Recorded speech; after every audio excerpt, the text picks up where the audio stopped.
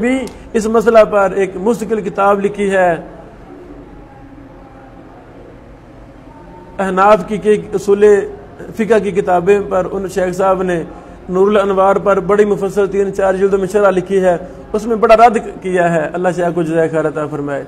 इसी तरह रुश्द माहनामा रुश्द जामे रहमानिया का रिसाला मैगजीन, उसका 3 जिल्दों में छपा है किरात नंबर 17 किरात नंबर, उसमें अहाद और मुतवातिर पर भी बड़ी ज़बरदस्त बहस मौजूद है।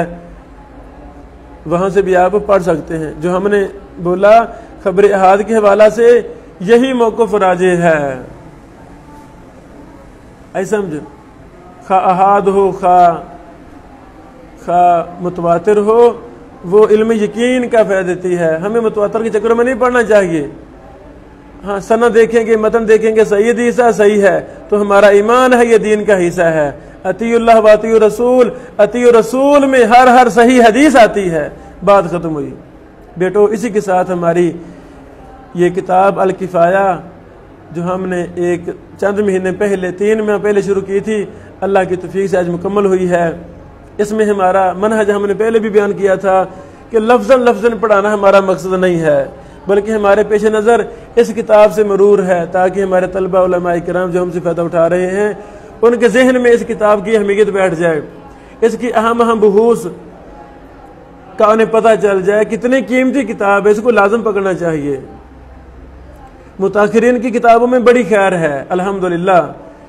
हम जिस तरह मुताखिरीन की किताबों से फ़ायदा उठाते हैं, वैसे ही हमें मुतकद्दिमीन की किताबों से फ़ायदा उठाना चाहिए।